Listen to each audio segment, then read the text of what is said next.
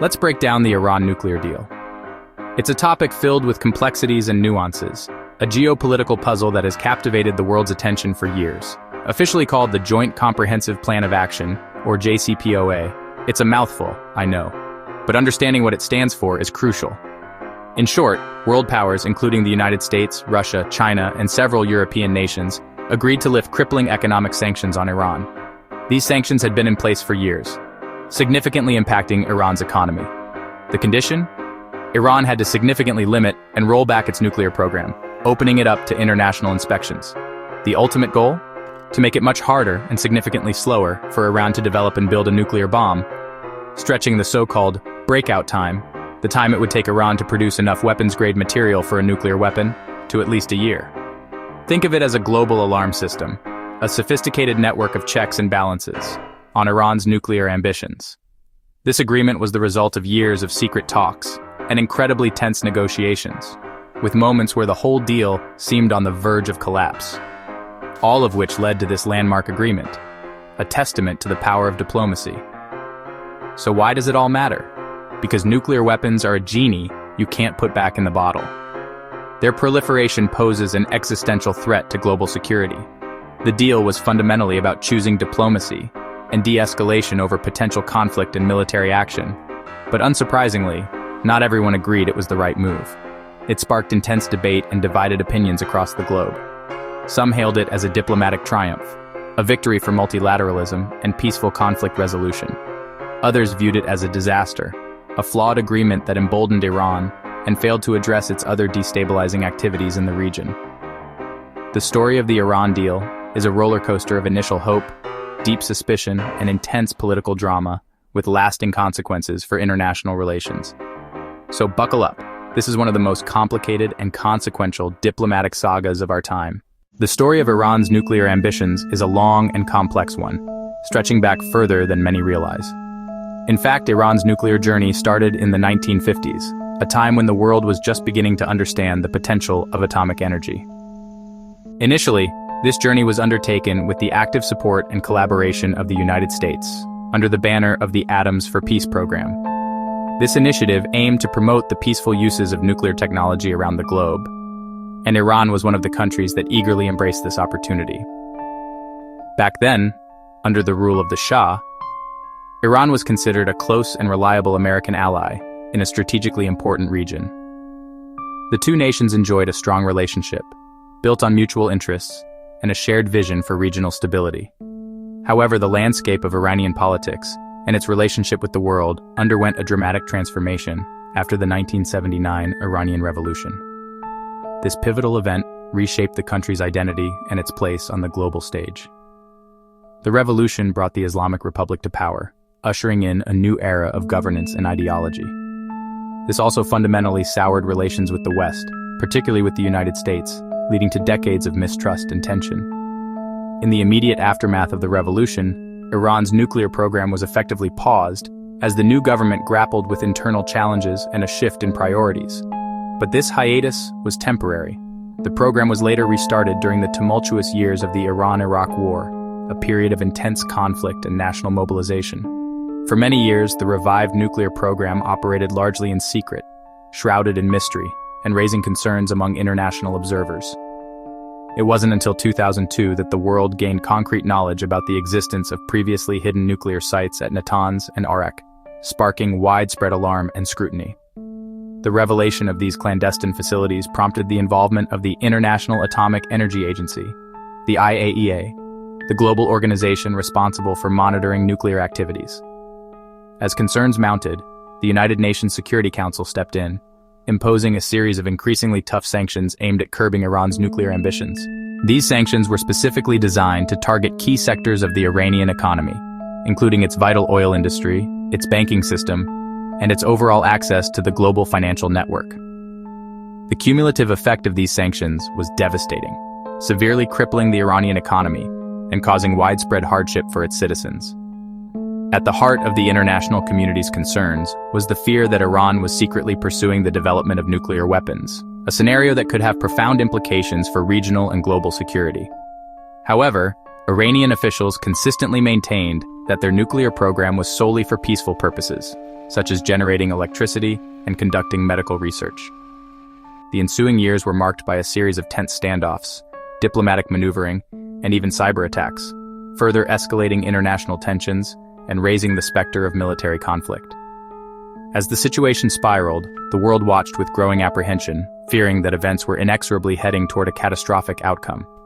The imposition of sanctions was intended to exert pressure on Iran, compelling its leaders to come to the negotiating table and address international concerns about its nuclear program. Yet, for a considerable period, these efforts proved largely unsuccessful, as diplomatic negotiations remained deadlocked, and a resolution seemed increasingly elusive. Throughout this period, Iran steadfastly asserted its right to develop nuclear technology for peaceful purposes, viewing it as a matter of national pride and sovereignty. However, a significant obstacle to progress was the pervasive atmosphere of mistrust that characterized relations between Iran and the West, making it difficult to bridge the gap and reach a mutually acceptable agreement. As the standoff dragged on, the risk of a military confrontation remained a constant threat, casting a long shadow over the region and the world. It became increasingly clear that the existing situation was unsustainable, and that something had to give in order to avert a potentially disastrous outcome. The Iran deal wasn't just a bilateral agreement between Iran and the U.S., it was far more complex.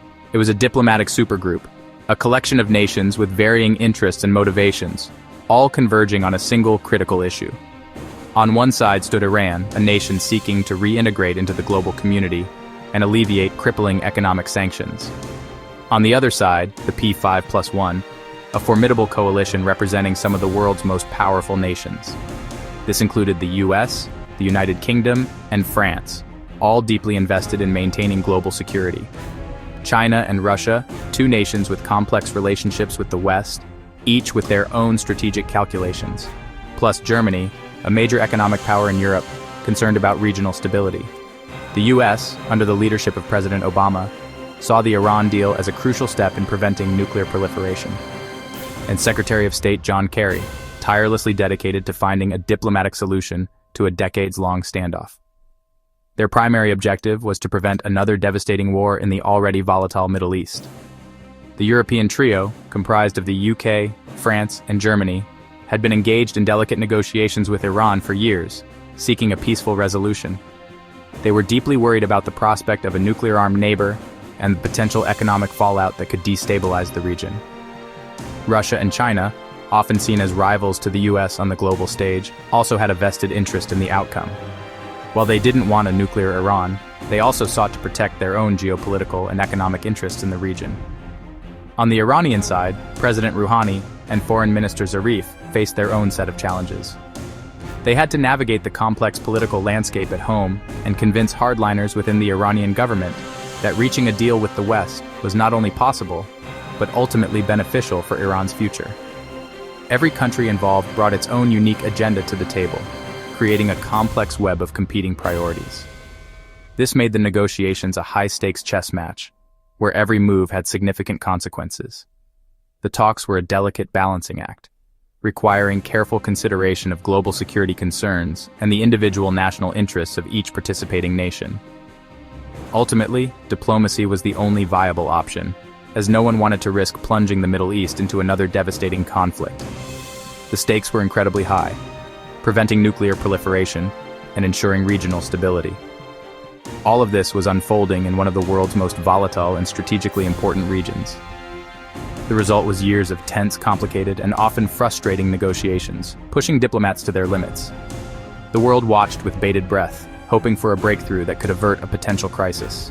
The pressure was immense, the diplomatic tightrope precarious, and the outcome far from certain.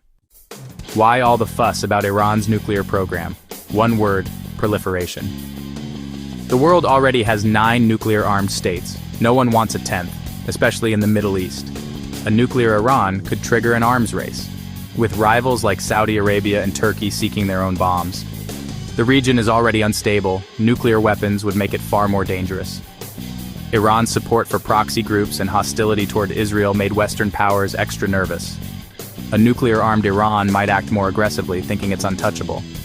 The fear, a domino effect that could unravel decades of non-proliferation efforts.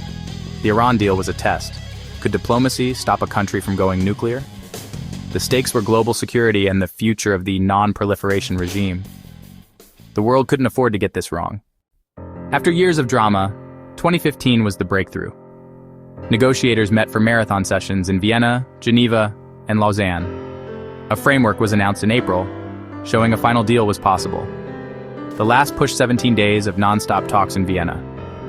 On July 14, 2015, the JCPOA was signed. Obama called it a diplomatic victory. Iranians hoped for economic relief. Not everyone was happy. U.S. Republicans and Israel's Netanyahu called it a dangerous mistake. The deal was polarizing from day one. It set the stage for fierce political battles. The world held its breath to see if it would hold. So, what did the JCPOA actually do?